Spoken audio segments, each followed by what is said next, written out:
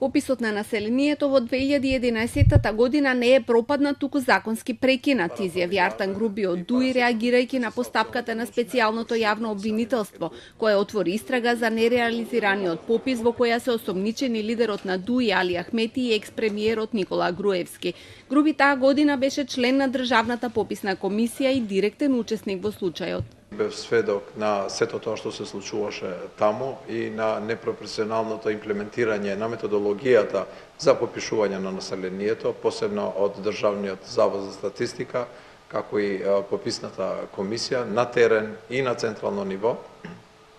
И пописот не е пропаднат, туку е прекинат со одлука на Собранието на Република Македонија и со волјата на пратениците избрани од страна на народот.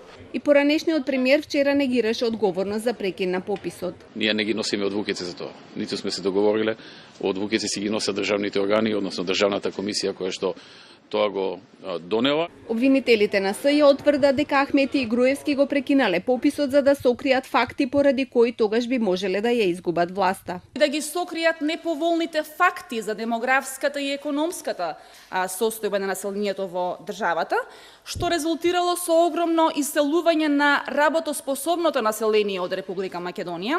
Осомничените се договориле да го стопираат пописот. Од СЈ сметаа дека причините поради кои е предложено да престане да важи законот за попис се причини тој само да се одложи за да се подобрат законите по стандардите на Евростат и да се обучат попишувачите и останатите учесници. Доколку се постапело така, парите кои се искористени за дотогашните обуки, техничката опрема и материјалите немало да бидат залудно потрошени, односно би се искористиле во одложената пописна операција. Со тоа што пописот никогаш не се одржа, на буџетот му е нанесена штета од 2.600.000 евра.